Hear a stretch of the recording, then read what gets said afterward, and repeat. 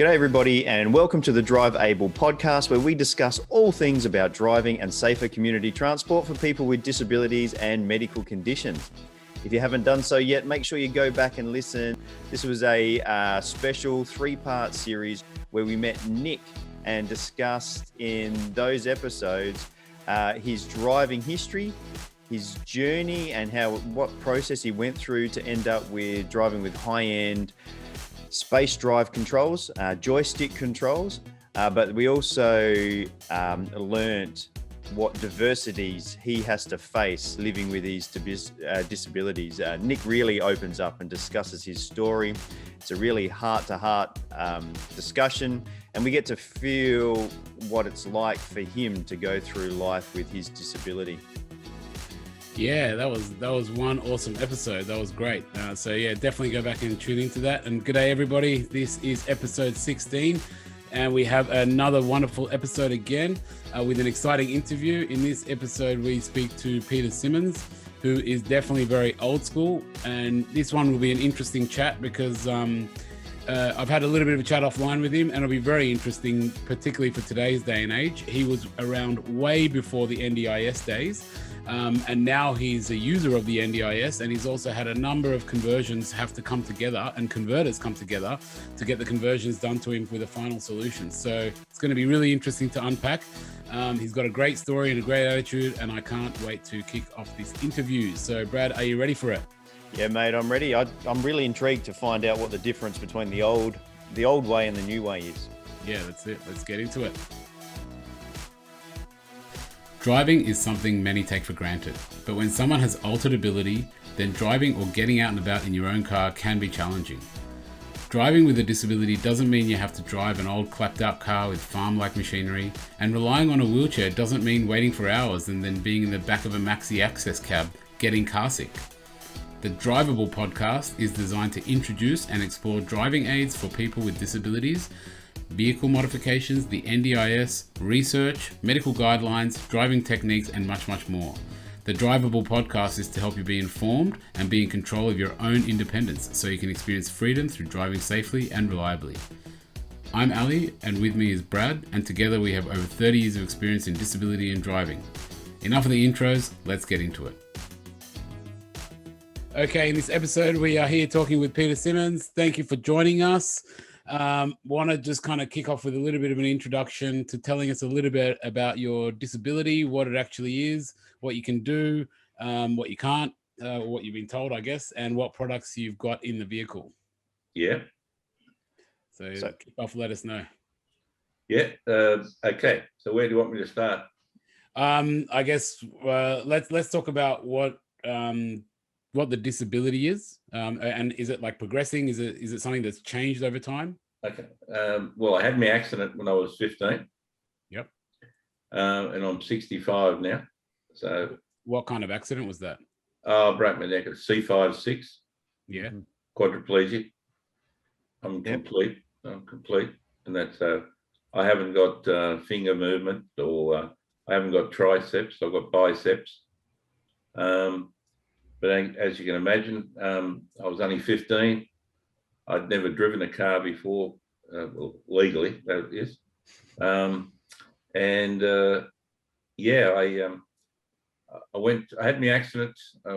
Originally, I went to St. Vincent's Hospital in Sydney. And then a few days later, I was transferred to Royal North Shore Spinal, which at the time, it's a lot different to what it is now. When I had my accident, it was we had a place called the Old Railway Cottages, and that at Royal North Shore Hospital. So it was an experience for a young 15-year-old. Yeah. But the nurses were lovely, so that's what I liked. So so how did you have the accident? Was it a car accident? No, I went over, playing silly buggers, I went over a high jump the wrong way. Just mucking around, actually. Like on a bike or something? No. Just it was I just dived over I had a big mat on the other side and everything, but I just dived over, and my neck came down and my head came down on the mat the wrong way. Oh wow! So like kind of gymnastics stuff. I was at I was at the Sydney Cricket Ground actually when it happened. I was there for long distance running in the afternoon, but it was lunchtime, and boys being boys wanted to go out in the field and have a little bit of a play. Oh, okay. So it was the one experience. Yeah. And what was the old railway cottages? What's that all about? What did you do there? Well, you didn't have individual wards, and that like rooms, I should say. You had one big ward for the ones that have only just had their accidents, and there was only one bathroom and one shower and all that toilet in the whole ward. I think from memory there was about 10 to 12 patients in the one ward. And can you remember your thoughts at that time when you were first there? Like, what did that feel like waking? Well, I don't know if you woke up or not, but do you remember those first thoughts of, what's my life going to be like when you were admitted to that? Yeah, well, like being 15, it was a whole new experience, of course, and that. But the doctors were very good. The doctors did explain to me that I'd be lucky to walk again, which they were spot on there. But being 15, I can still remember saying to my mates that used to come down to me mostly every day that, how are they going to stop me from getting up and walking again? But reality set in after I was in traction for 6 weeks. And that finally started to get into a manual chair at just after 6 weeks. And it was it was the experience. I said to the nurse and the OT at the time, I'm going to push to the end of the ward on my first day. And she said, I don't think you'll be doing that. Well, I did, but I didn't make it back, let me tell you. And I was the youngest one there at the time, and so it was and I was there for 3 months. 3 months at Royal North Shore, and then I went to a place called Mount Wilga Rehabilitation Centre, which I think now is a private hospital, and that was a massive experience up there. And I used to go home on the weekends, and that my mum used to come and pick me up, and we'd travel back to Penrith, where I live, and that was one hell of a go. And then Mount Wilga was very good in some respects. It was built on the side of, well, not side of a hill, but there was a lot of pushing, and it gave me a lot of strength up there, pushing up hills, and that. Because being a 5'6" quadriplegic, you're limited to your arm movement.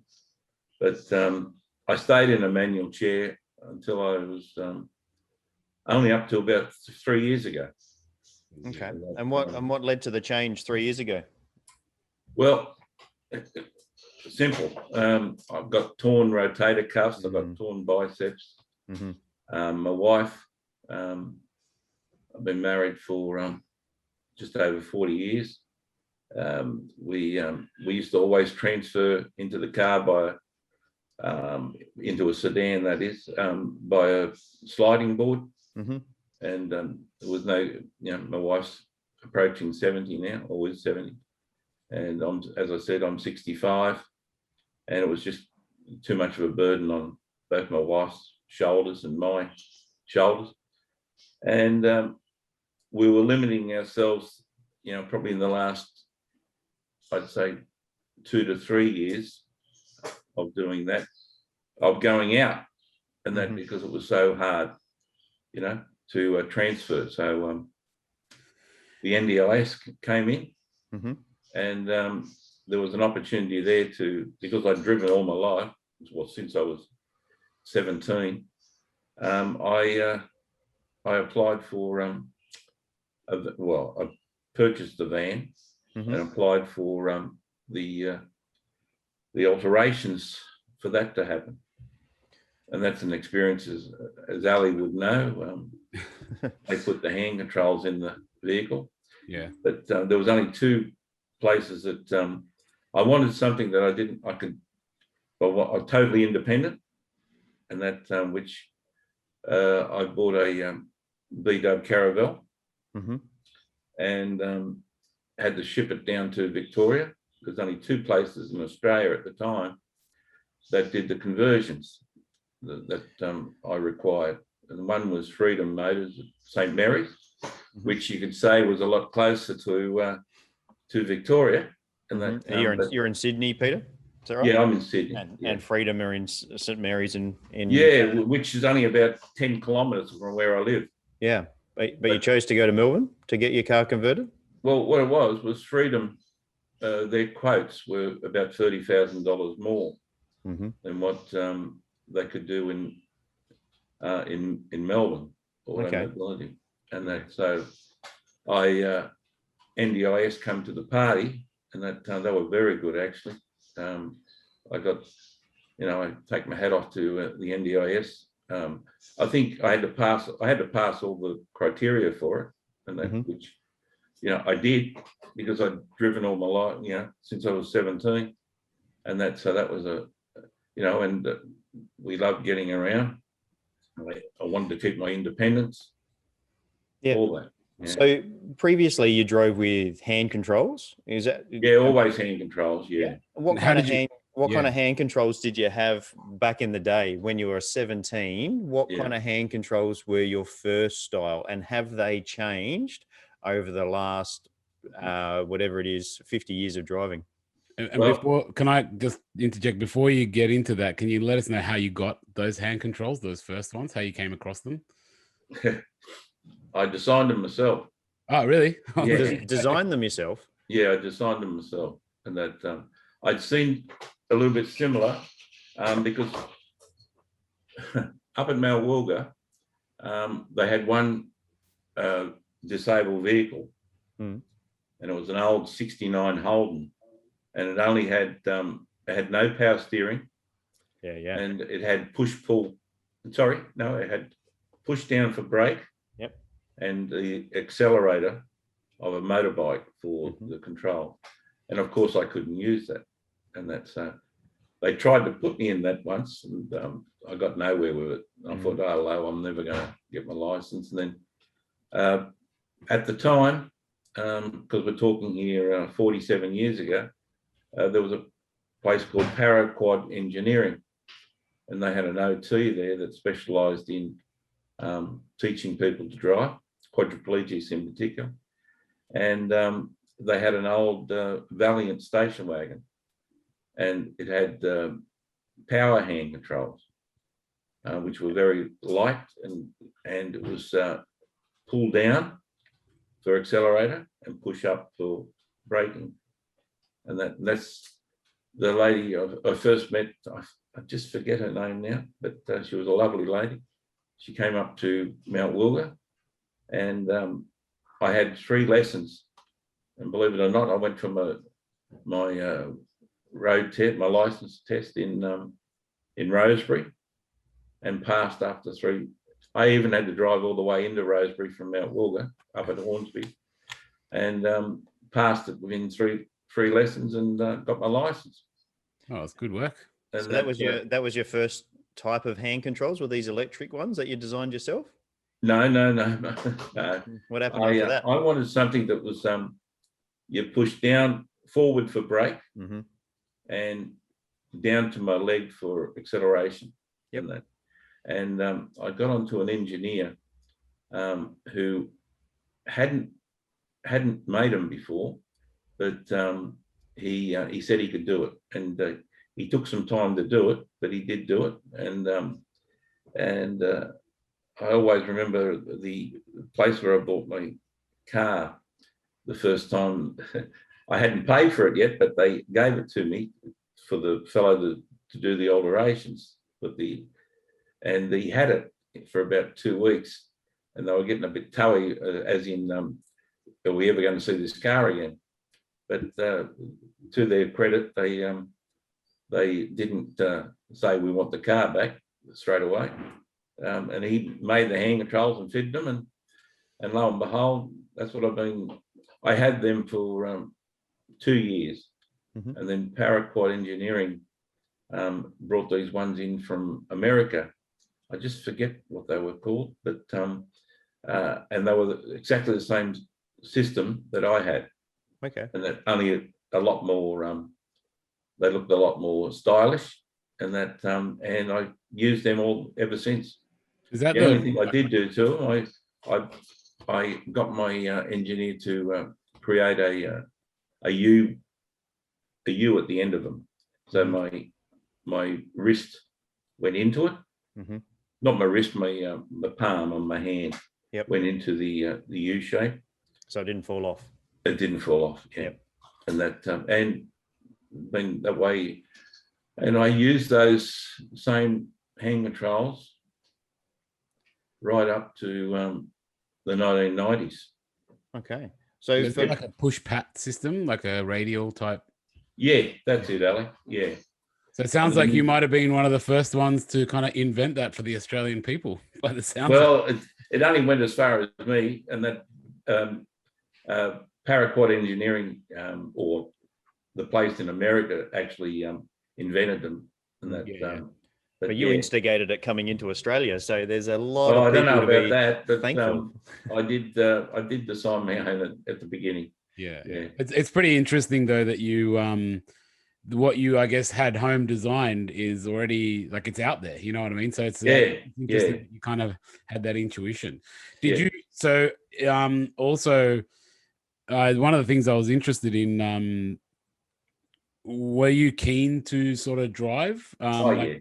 Because it sounds like from the couple of things that you've said, you're a bit of a natural on the road and you do enjoy kind of being behind the wheel. Is that the case? I love it. I love it. It gives you total independence.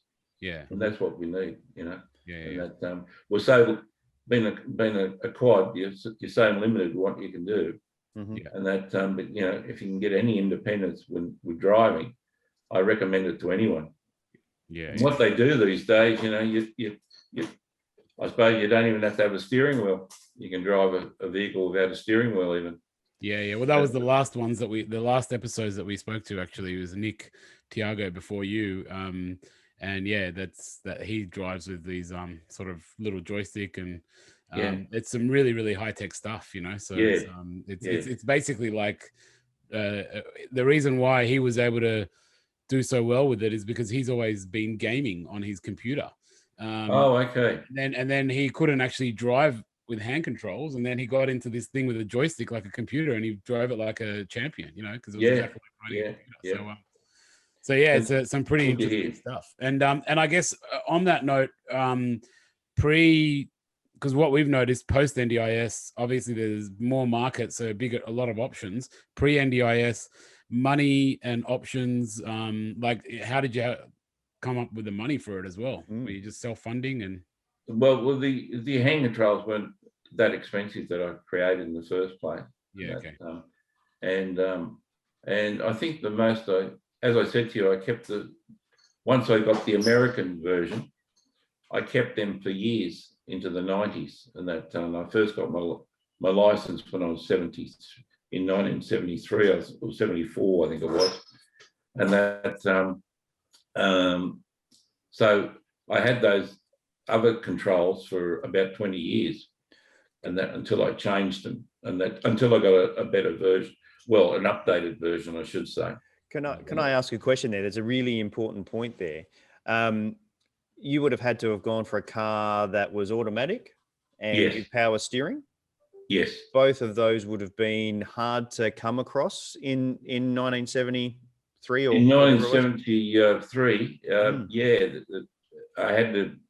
It had to be a bigger car. Mm-hmm. Couldn't be a small car, and that both Holden and Ford had the power steering.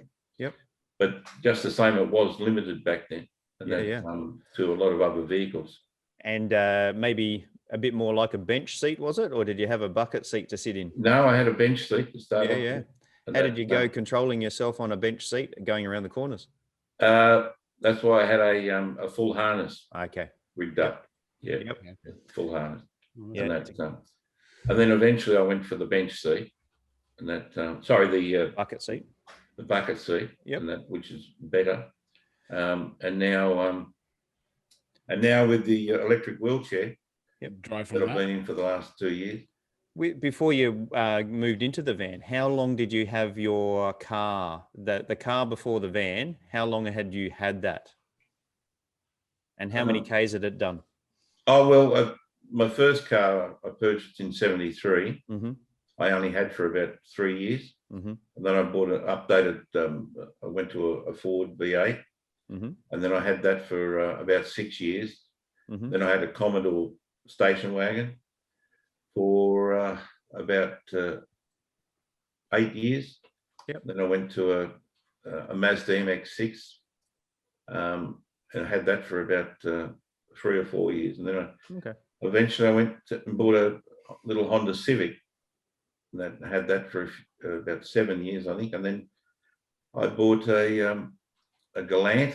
So I've gone through quite a few cars over the years. Yeah. Sound like a bit of a car enthusiast. And each time you've bought those cars, have you moved the same hand controls over, or have you bought new ones? I used the same hand controls for probably about 20 years. Right. Okay. And then I'm just trying to think. Could even be longer than that. And then I did get another version of it in 2000 when I bought my Subaru. Yeah. Okay. And that and used them for another 18 years.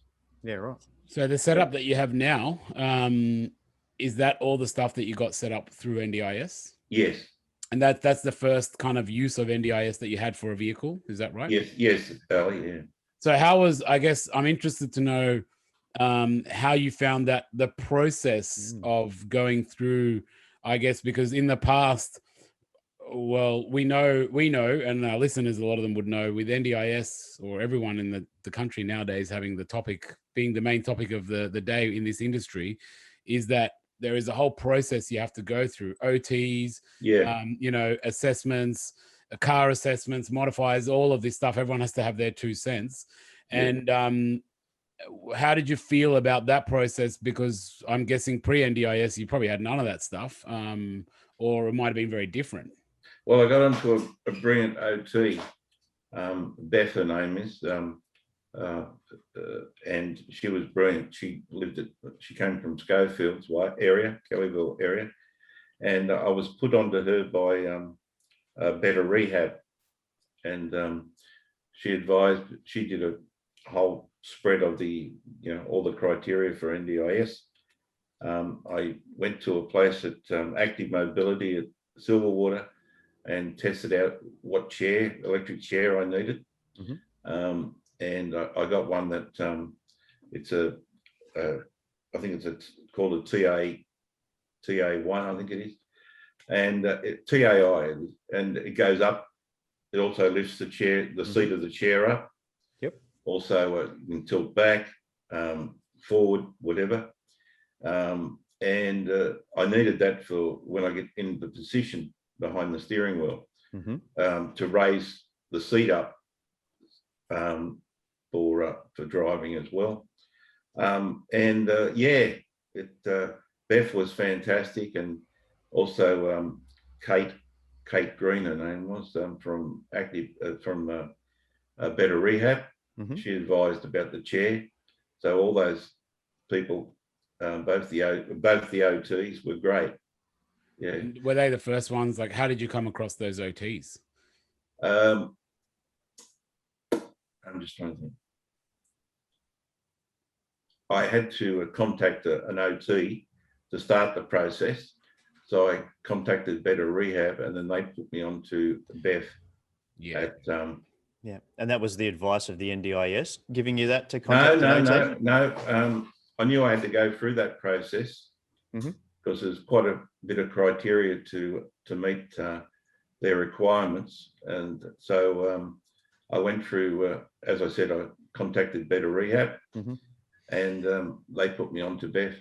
So comparing that to prior to the NDIS, what's the biggest differences?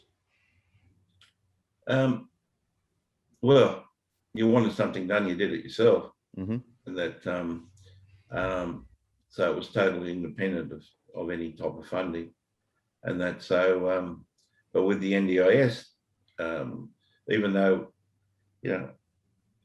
they came good with me, and that, but the NDIS, I must admit, they'd lost my records when I applied for to join the NDIS. They lost my records about 3 times. Oh, dear. And that, yeah, Oh, dear. Big organisation. What can you do? Sorry.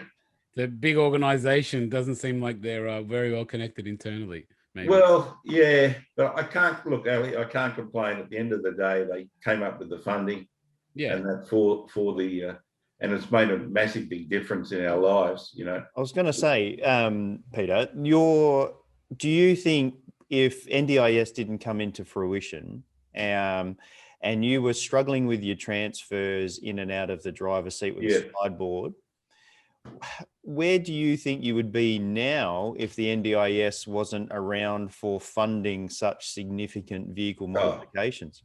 We would hardly ever go out, and it's not just a matter of going out. You transfer into the car, mm-hmm. and our choices would have been, well, we just go for a drive somewhere, and probably don't get out when we get to the other end, and stuff like that. A lot of my friends, our family or friends, they would assist my wife to get me out of the car and put me back into the car. Mm-hmm. But it wasn't, we couldn't really do our own thing, as to speak, and that we're now. That's the situation we would have been in, mm-hmm. and that and would have continued to be. It would have just got worse and worse. Yeah. But now it's brilliant. You're completely independent now? Yeah, completely independent. Yeah. Yeah, and that's the bit that we're trying to portray here, is that there's teething issues. I mean, it's still young in its infancy, NDIS really. And if we think about Medicare's been around for years and years and years. I wasn't around when Medicare first started, but I'm sure there was some teething issues when that first started. And Centrelink and all those type of things. It's a work in progress, but this story just shows what a difference it can make. So we're really thankful for your sharing this. Well, look, I'd like to put it out there. If anyone wants to try and get their license on that and have funding through the NDIS, and that, well, go for it. Don't hold back. Yeah. What about when you, I guess, went through the NDIS OT process? How did you find that? I guess because you driver. The reason why I'm asking this is, previous to that, you said you kind of had to make up your own ideas and came up with your own kind of do it much more on your own. Did you find that when you then have to go through those OTs, did they tell you anything you didn't know about yourself, or vice versa? Good question. I want to hear the answer to this one. You've been an independent man, and now you've got somebody else coming in to give you advice. Yeah, and was that advice good or not? Just all depends. And that I don't have a great deal of time for OTs. Sorry, Brad. No, that's what we're here for. I can take it. I'll cross my arms and tune out for a little bit. A lot of them are so textbook. They learn everything in a book. And that just a quick little story. Once I had an OT come out, and I was just it was about I was in my manual chair at the time, and it was about changing wheels. And he said, "Oh, you better go inside and go up in the hoist, and so the back wheels could be changed." I said, "Come on!" I just pulled myself up on 2 wheels on one side, and I said, "Now just click it in, take the old ones off, and click the new ones in, and the same on the other side." He said, there's a fellow in his 30s, and he said, "I've never seen that done before." I said, "Get around, get a life." It's just ridiculous, and they're so textbook, and they can be very patronising at times.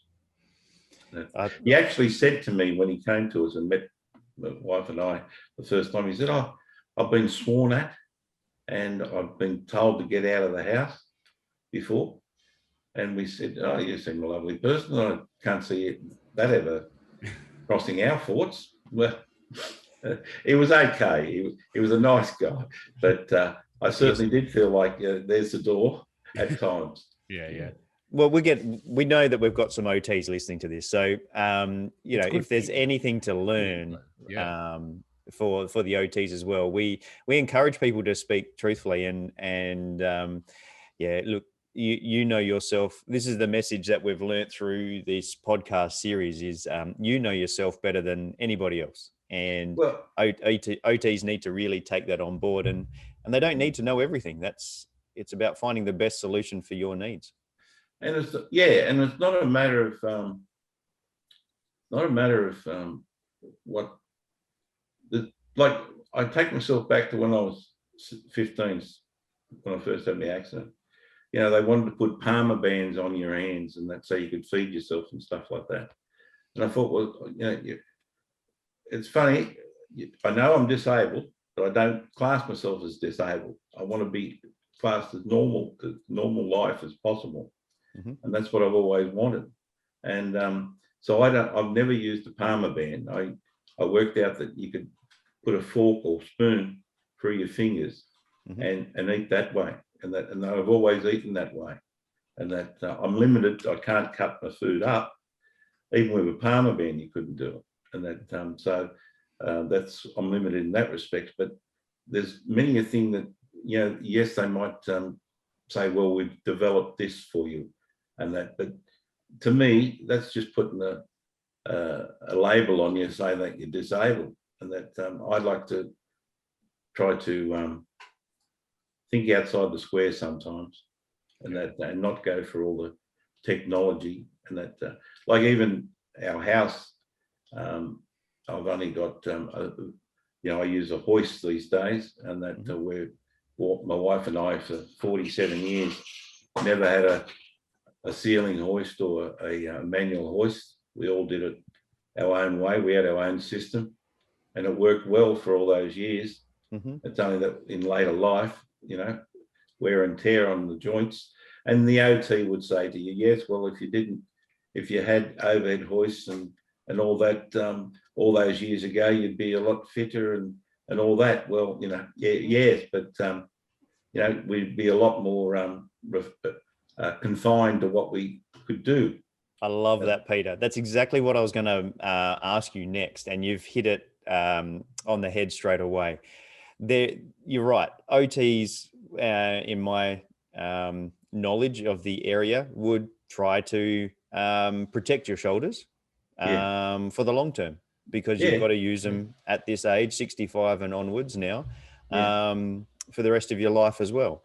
So I know that I present that, having a hoist to lift stuff in and out of the car versus doing a manual transfer or lifting a wheelchair across your body into the front passenger seat. They will, over the long term, wreck your rotator cuffs. But like you've mentioned, the trade-off is significant.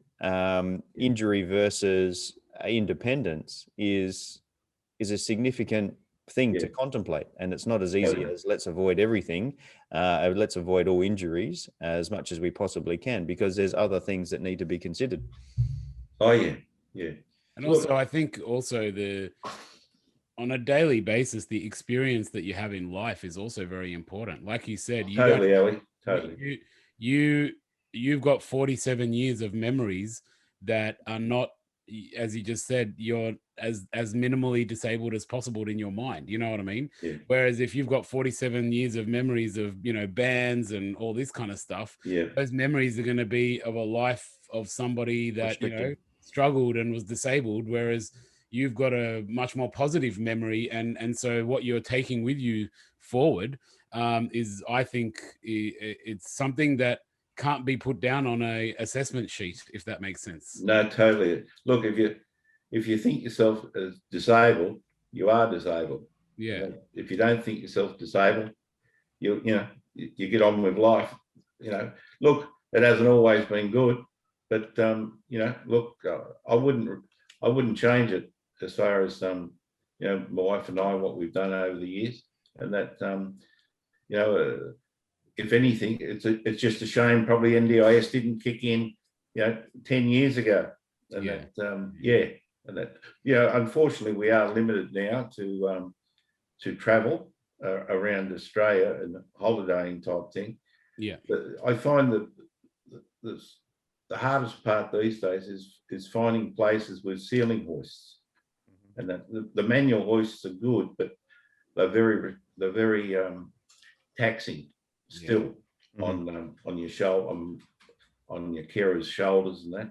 Yeah, like we've travelled to on the Spirit of Tasmania to Tasmania twice, both times in a manual chair, and that and I petitioned the TT lines, it was that run the Spirit of Tasmania, to put a ceiling hoist in one of their disabled rooms, and their attitude was wouldn't be enough people to use it. That was their attitude. And I said, for the sake of about $5,000, geez, I said, I even went to, I asked the Tasmanian government if they would back it, and that, and they even said, oh, we'll get onto the TT lines and see if they'll come good with it. And no, I even spoke to Paraquad Tasmania, and they applied to the TT lines, and that, but no good. And that. So if you're listening, TT lines, get a bloody hoist on your ship, mate. That's exactly right. You're acting together, especially in these days. Yeah. And would you believe in New South Wales, I think there's only about no, I think virtually Victoria and New South Wales, there's only about 6 places that have got overhead ceiling hoists. Yeah. The other thing is also cruising. From what I understand, is one of the most popular, if not the most popular, holidays for disabled people because of the accessibility. Was probably up to COVID. After COVID. But the point is you know, like I'd challenge that they would have people using that stuff a lot. Because there's a lot of disabled people always on those boats, you know. Yeah, exactly right. It's a common kind of a place where you can go and get a good holiday without too much accessibility drama. So true. It's very, very common. So yeah, okay, that's pretty good. I mean, maybe we can start wrapping it up. The one last thing I might just sort of talk a little bit about is the just about the car and that process. So you said you got it done at Automobility, and then you had to get hand controls as well. So what was back up to you, Ali? Yeah. So what was the situation there where you had to go to one and then the other? Like, why was it that one company did those guys not offer those hand controls? What was the situation? They had different hand controls from memory. Yeah. Okay. And you guys could get the ones that I wanted. I think, is it the R? The radial, the one that you... The radial, yeah.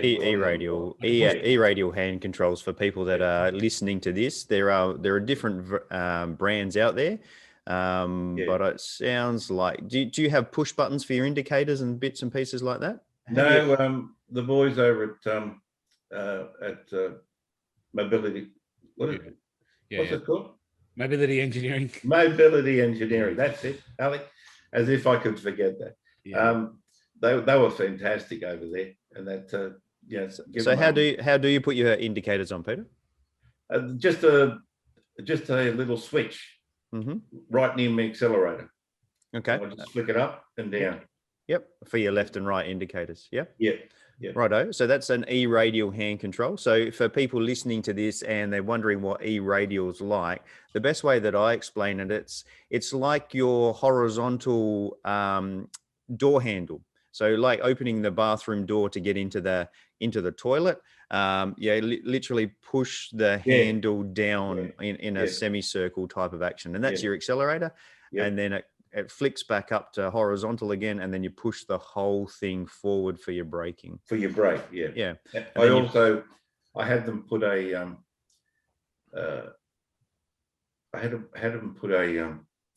like a little bar that goes on top of the accelerator bar, so that my hand fits in there. And when I'm going around a right-hand corner, I can pull back. I can twist my wrist a little bit. Yeah.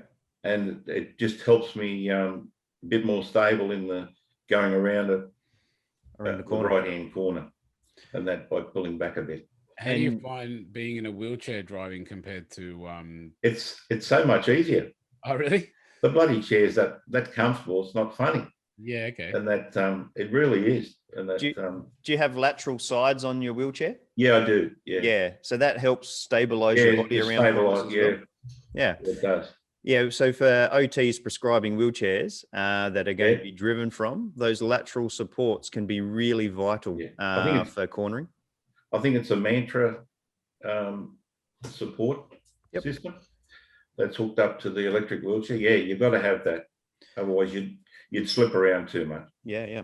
And do you use a harness as well? You mentioned a harness. No, I got rid of that years ago. Yep. So the seat belt and those lateral supports keep you stable. Yeah. That's all you need. Yeah. And then I've got the headrest on the chair, and that as well.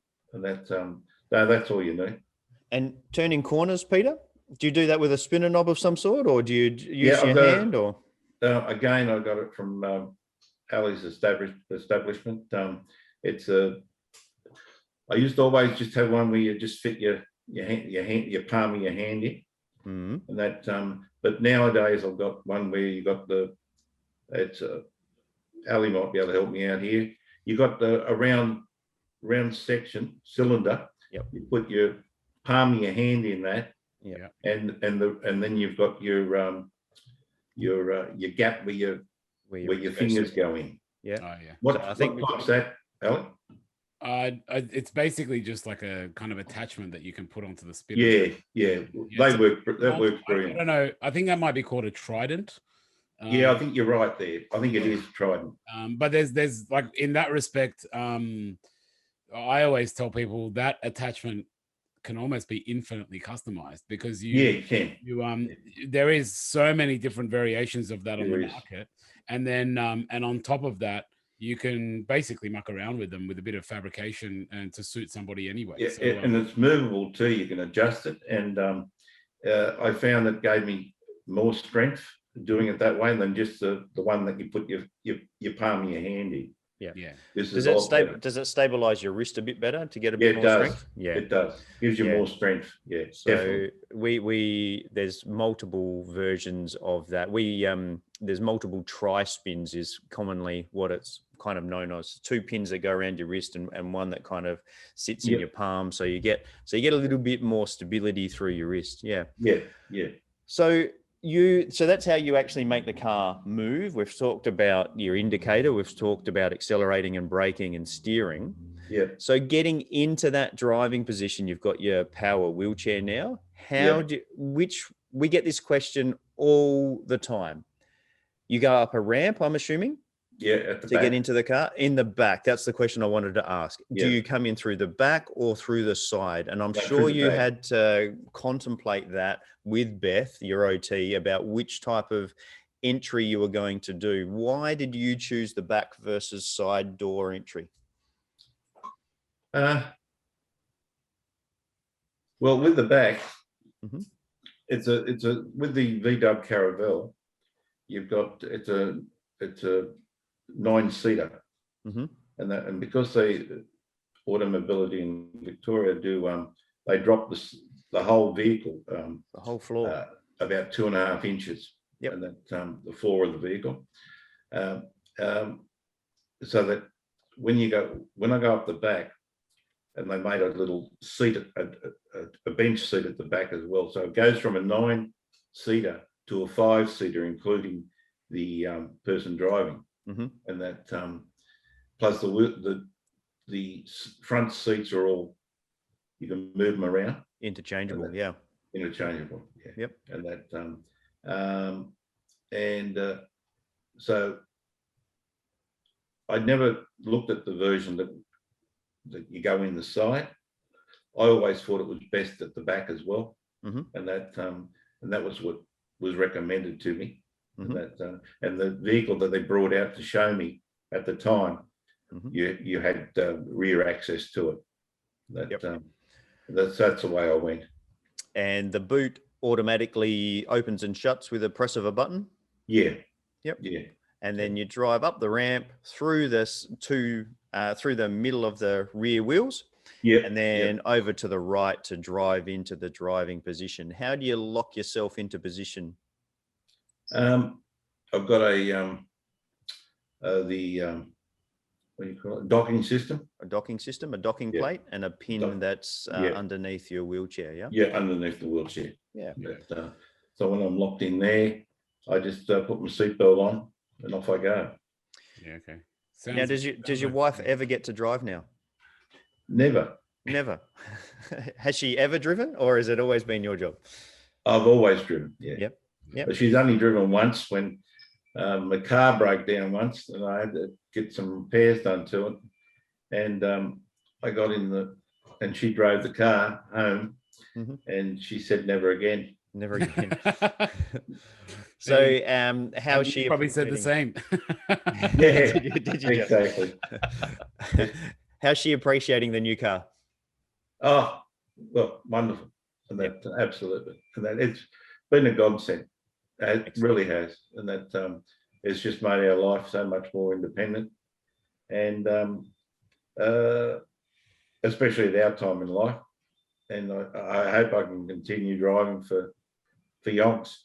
Yeah. Sounds good. Great way to finish it up, I reckon. Ellie, what do you think? That is. It's really good. So let's wrap it up with our final famous question. We know that cars are more than getting from A to B. So what is something that you use your car for, something that you've done with your car that would be unusual? Legally or what? Doesn't matter. I'm not sure you can be held accountable for something in the past. I don't know. We'll leave it up to you. No, when I was younger, I was so stupid, and that I have driven the vehicle intoxicated, and that talk about being paralytic at times, and that. But we don't endorse that, everybody. No. Yeah, I think. And whilst with hand controls. Yeah, with hand controls. Wow, yeah. that's Wow. But I pride myself on one thing: I've never had an accident. Oh wow, that's in really all cool. 47 years of driving, I've never had an accident. Yeah, that's amazing. But and in all honesty, the vehicle now and that I drive from the electric wheelchair, it is so much easier to drive, and that from the electric wheelchair, it's just not funny. Yeah, and it's brilliant. I recommend it to everyone. I really do. Yeah. But other than that, I've only had one other mate that I kept in touch with, who was a paraplegic, and just one day we went to Dubbo, and that we drove out to Dubbo, which is about 5 hours away from where we live, and we didn't tell our wives that we were going to stay the night. We stayed the night, and that. And when we got home the next day, let me tell you, we weren't we didn't get a very good reception. We just wanted to be independent. Yeah. Again, being independent, yeah. And so that's one of the things we used our cars for, and that to stay independent as much as possible. That's awesome. Good on you, Peter. Thanks very much. All right, Peter. Thank you very much for your time. Thanks, Sally. And if this, at least it's one other person the inspiration to get out there and get their license and get mobile. It's been a good thing. Peter, you've been doing it for 50 years, and you've been through multiple different cars and hand controls, and now with a high-end van with wheelchair access, a lowered floor, hand controls. I really thank you for sharing your journey with us. If there's a way that people want to reach out to you, is there a way that they could do that to ask you questions and figure out what you've done? Yeah, look, I can give you my. I'm quite happy for them to ring me. Yep. And that All right. I may not always be able to get back to them straight away. And then What they can do is, if they want, they can contact us and we can put them in touch. Yeah, Ali, that sounds great. You got my number, Yeah, obviously, and that if I can ever be of any further assistance to you, and that please contact me. No worries. Yeah. Good on you, Peter. And yeah, so if you need to reach Peter, make sure that you get in contact with us through the Drivable podcast, and we'll put you in contact with Peter. I think that's about it. So as we say in every episode, if you've got any queries about what you can do or what will work for you, make sure that you get in contact with the local OT or mobility dealer and set yourself up with a trial. As we say in every episode, trials really do put you in the driver's seat. So thanks very much, Peter, and we really appreciate it. Just one comment, Brad, before you go, and that is there's OTs and there's OTs. Not all OTs are experienced with the driving side of things, and that Beth just at rehab on road, I think it's called. Beth Chill. Yep, she's very well known in the industry. Yeah, and that she specialises in that, and so guys, don't give up. You just got to ask the right questions and get referred on to the right people. Yeah, no problems for sure. Great tips. Okay. Thanks very much, Peter. Thanks, Peter. Thanks a lot, guys. Cheers. Have a good All one. the best. Thank you very much for your time. Bye.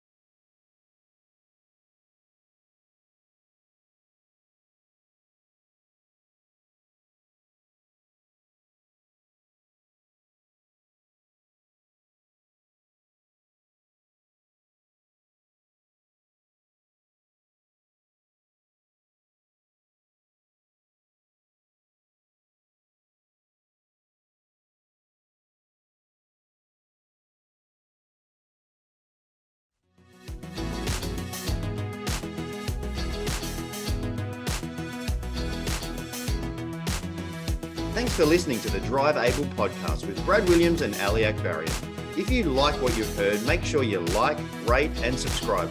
It really does make a massive difference.